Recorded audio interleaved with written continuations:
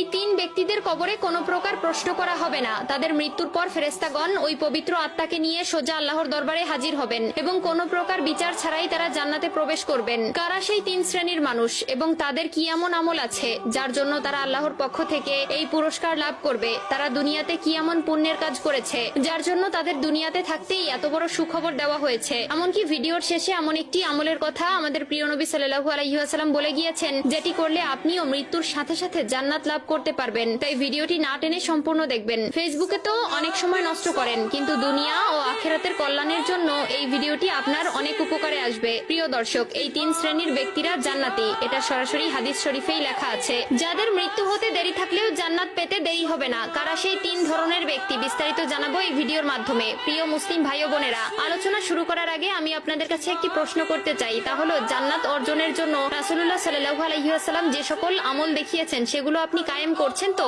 যদি করে থাকেন এবং প্রিয় নবীকে অন্তর থেকে ভালোবেসে থাকেন তাহলে কমেন্টে আলহামদুলিল্লাহ লিখে যাবেন। আর যদি শুরু করবেন ভেবে থাকেন তাহলে ইনশাআল্লাহ লিখে যাবেন। ভিডিওটি শেয়ার করার মাধ্যমে অন্য সকল মুসলিম ভাই বোনদের মাঝে ছড়িয়ে দিন। আপনার একটি মাত্র শেয়ারে এই তিন প্রকার জান্নাতি ব্যক্তিদের সম্পর্কে অন্যরাও জানতে পারবে। প্রতিটি মুসলিম ব্যক্তির স্বপ্ন পরকালে জান্নাত লাভ করা। আমরা প্রতিনিয়ত হাজার আমল করে থাকি, কিন্তু কেমন হবে যদি জান্নাত আপনার জন্য অপেক্ষা করে? আপনি যখনই মৃত্যুবরণ করবেন সাথে সাথে জান্নাতের দিকে অগ্রসর হবেন। শুনে আশ্চর্য হচ্ছেন? হ্যাঁ, এমনই তিন ধরনের ব্যক্তি আছে, যাদের মধ্যে প্রথম কাতারের ব্যক্তিবর্গরা হচ্ছেন যারা শহীদ হয়েছেন। এখানে শহীদ বলতে উল্লেখ করে তাদেরকেই বোঝানো হয়েছে যারা দ্বীন ইসলাম প্রচার ও তার রক্ষায় সশস্ত্র কাফেরদের হাতে নিহত হয়েছেন। তবে মহানবী সাল্লাল্লাহু আলাইহি ওয়াসাল্লাম এই এক শ্রেণীর লোক ব্যতীত আরো কিছু মানুষদেরকে শহীদের খেতাব দিয়েছেন, যারা মূলত দুর্ঘটনায় মৃত্যুবরণ করেছেন, তবে আত্মহত্যাকারী চির জাহান্নামী। দ্বিতীয় শ্রেণীর ব্যক্তিবর্গরা হচ্ছেন তারা যারা জুমার দিন বা রাতে মৃত্যুবরণ করবেন। আমরা সকলেই জানি হাদিস ও কোরআনে জুমার দিনকে সাপ্তাহিক ঈদের দিন বলে ঘোষণা দেওয়া হয়েছে